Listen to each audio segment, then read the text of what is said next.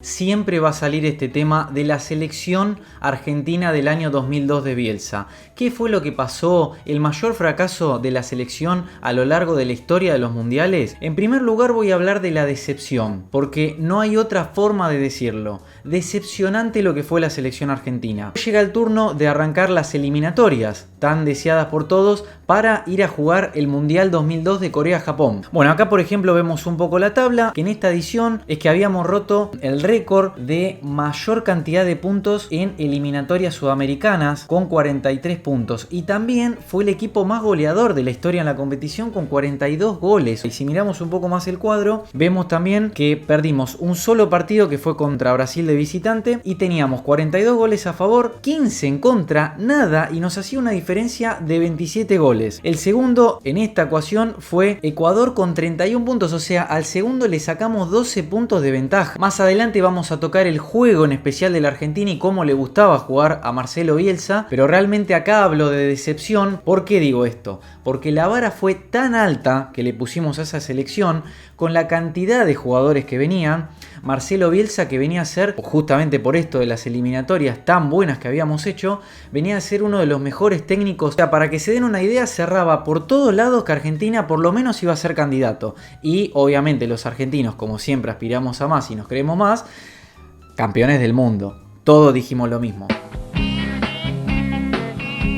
Eran otros tiempos. Bueno, para sumar también a nosotros, yo, Eric y también Darío, mi hermano, fue realmente el primer mundial de fútbol que vimos, que entendíamos un poco más el juego, y me acuerdo que nos levantábamos 4 o 5 de la mañana a ver los partidos de todas las selecciones, porque en sí el mundial es algo hermoso y ves todos los partidos. Entonces imagínense que nos levantábamos recontra madrugábamos para ver estos partidos y ver este chasco que nos comimos y tener que volver en primera ronda. Acá se abre también el segundo punto o el segundo factor, que es el desgaste físico que sufrieron los jugadores, ¿sí? Y vamos a ponerlo bien para explicar cómo es que llegaron los jugadores de la selección argentina a disputar ese mundial. Prácticamente todo el plantel o gran parte de los convocados llegaron todos tocados. Para mí acá es donde fallamos, es en exigirles de tal manera, justamente en la puesta a punto de cara al mundial, que terminó haciendo el efecto contrario en los jugadores. También se puede llegar a discutir el tiempo y el proceso que tenés, que casi siempre te dejan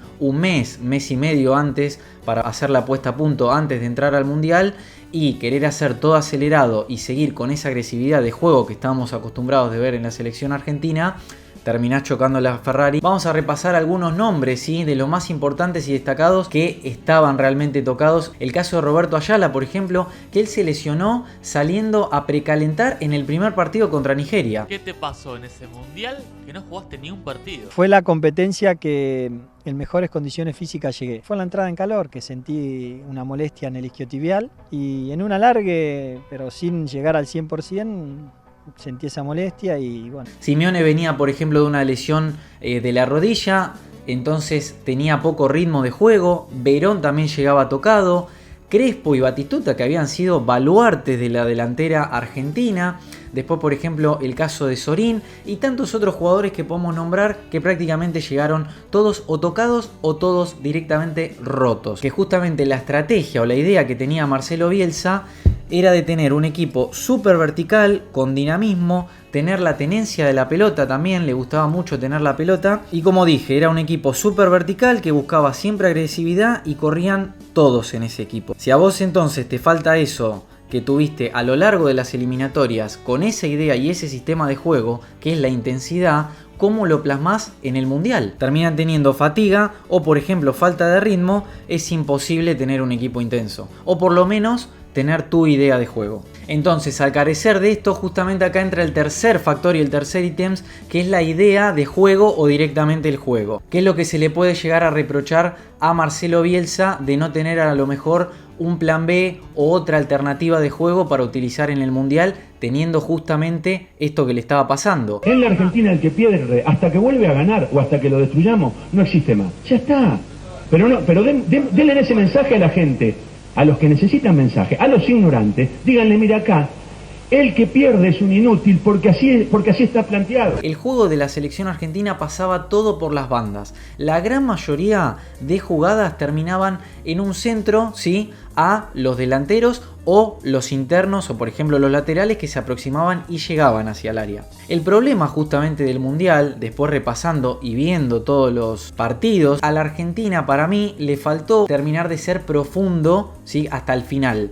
Entonces, si vos tenés esa idea de juego de terminar jugando por las bandas, de ser agresivo, de que el equipo suba y baje, de tener el equipo adelantado en el campo de juego, y justamente te falta eso y tenés fatiga y acumulás fatiga y no tenés intensidad, te termina pasando el efecto contrario y pasa lo peor, que es como lo que nos pasó. Los equipos también a los que nos enfrentamos, que en este caso fue Nigeria, hago paréntesis aparte con Nigeria que lo tenemos alquilado, nos toca absolutamente en todos los mundiales de fútbol. Inglaterra y Suecia entendieron cómo tenían que jugarnos y nos cedieron la pelota, se replegaron en el campo, ¿sí?, juntaban gente por ejemplo en el área y nos cerraban muy bien los espacios. Entonces, lo que le reprochamos a Bielsa, cambiar un poco la idea. Si vos sabés que el rival te mete 5 o 6 hombres en el área, vamos a tratar de pasar el juego por otro lado o de calmar las aguas cuando no hay que atracar, por ejemplo. Entonces la Argentina, por muchos momentos, terminó acumulando gente en sectores de juego que a lo mejor no necesitaba, cuando capaz necesitaba gente en ataque. La otra, que a mí en particular detesto totalmente, que se termina siendo la posición pasiva,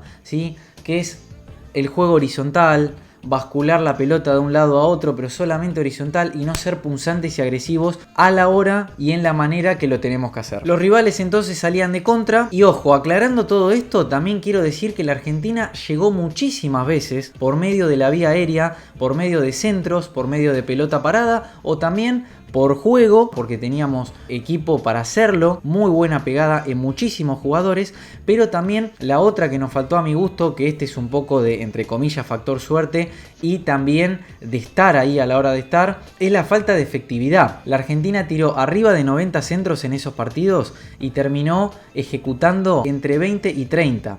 O sea, fue muy escasa la efectividad. Y tuvimos un gol contra Nigeria y un gol contra Suecia. Directamente a Inglaterra no pudimos hacerle un gol. Entonces acá también toco estos dos temas. La profundidad puede ser que nos haya faltado, sin duda, pero también cuando llegábamos la efectividad. Si nosotros hacíamos los goles y pasábamos, nadie estaría hablando de esto. Pero también la pregunta que me hago acá, y también se la hago a ustedes, es si hubiéramos pasado, ¿qué hubiera pasado después en octavos o en cuartos? ¿Íbamos a seguir con la misma idea? Probablemente también nos íbamos a comer un chasco. ¿Qué pasaba también a la hora de tirar estos centros que estoy hablando? Al cerrarse bien y a presionarnos en un bloque bajo, terminaban tirando centros de mierda, como diría Guillermo, ¿sí? Eran centros malos, iban a cualquier lado, o por ejemplo hacían que terminen con un toque más del delantero, o no llegaban muy bien acomodados, y también esto se suma a la efectividad. Yo no es que la tenga con Batistuta, no, lo puede con Crespo igual. Hernán, no se me dan las cosas, porque bueno, Hernán, vos también tenés que poner un poquito lo tuyo. Jugaste poco partido durante el año, tuviste mal, ponete bien físicamente, cerrá el orto. Sí, yo estoy de acuerdo de lo que teníamos que hacer los goles, tenemos que asumir la responsabilidad. Pero vos, curioso, el primero si vos era el 9. A mí de los centros, al primer, vos tenés el arco así, yo lo tenía así, culiao. O sea, no sé si me entiendes lo que te digo. Yo tengo el arco así, vos lo tenés así. Y vos sos más fácil. Si no, déjame jugar a mí 9, anda a correr vos de 11, correlo al 4 hasta allá, volvé y tirame el centro. Y con esto no te quiero decir que uno tiene culpa, el otro no. Acá la culpa es pareja para todos. Toco también este ítem porque la efectividad en las eliminatorias con el Mundial fue catastrófico. Terminaba siendo súper efectivo. Y en el Mundial justamente nos pasó todo lo contrario. Acá entonces llega el turno del cuarto ítem o el cuarto factor que pongo yo, que son las preguntas frecuentes o las incógnitas, ¿sí? Vamos a, por ejemplo, a tocar el tema del famoso doble 9. Crespo y Batistuta, dos monstruos del área totales, a mi gusto me encantaban, y todos nos preguntamos por qué no podían jugar juntos, si todos sabíamos que se complementaban. También hay que aclarar acá que los dos la verdad que llegaron tocados. El Batigol, como lo conocíamos, venía por lo menos a un 50% de su físico, y Hernán Crespo también, que había sido por ejemplo el goleador de las eliminatorias para la selección argentina. Pero todos nos vamos a preguntar esto y nos vamos a quedar con esa espina de por qué no podrían haber jugado juntos. Bueno, para Bielsa era entonces con esos jugadores tener que cambiar el esquema o traer a otros jugadores para jugar en ese esquema. Para la cabeza de Bielsa y cómo pensaba con su idea, ellos no podían jugar juntos. Hernán Crespo años más tarde también nos salió a hablar del tema y explicaba esto del caso Bielsa. Mire, yo le voy a contar un grave error que yo cometí. Debe ser uno de los errores que no me perdono. A mí me tocó dirigir a un gran centroatacante que fue Crespo, que era un jugador muy generoso. A mí me tocó dirigirlo en dos momentos. Cuando él estaba madurando y en un segundo momento cuando él ya había madurado. Cuando él estaba madurando, yo una vez le dije que lo consideraba un jugador maduro, pero yo le estaba mintiendo. Trataba de fortalecer su autoestima asignándole una característica que yo no pensaba que él tuviera. Una cualidad que yo no pensaba que él tuviera. Cuando pasó el tiempo y él maduró verdaderamente, yo le dije, qué madurez actual la tuya. No sos el mismo que era antes. Él pensó, ¿cómo? Si yo antes, usted me había dicho que yo era, que ya estaba consolidado. Entonces usted me engañó. So you lied to me. Usted antes me dijo que yo era sólido y usted no pensaba que yo era sólido. No me lo perdono nunca eso. Y con mucha razón. Le tuvo que terminar pidiendo disculpas a Crespo por esto, porque Crespo llegaba en un momento único, era sin dudas su momento y su mundial. Otra es, por ejemplo, la posición de Ortega. Ortega en este mundial había jugado por la banda derecha. Todos nos preguntamos qué hubiera pasado si jugaba libre o, por ejemplo, en la posición de 10, ¿sí? De mediocampista ofensivo en el medio del campo. Acá quiero destacar también al Burrito Ortega, que su mundial fue relativamente regular y no hizo malas cosas. Otro jugador que nos preguntamos por qué no estuvo, por ejemplo, es Saviola, para recambio de alguno de los delanteros de arriba. Y les voy a contar una anécdota, que en ese momento nosotros coleccionábamos figuritas para el Mundial 2002 y en el álbum estaba. Yo me acuerdo de tener al conejito Saviola y después no lo terminamos viendo en el Mundial. Es otro de los jugadores que capaz podría haber llegado a dicho Mundial y que Bielsa lo podría haber convocado. Por ejemplo, también el papel de Verón, que todos sabíamos que era el conductor, ¿sí?, de esta selección argentina. En las eliminatorias la había realmente descosido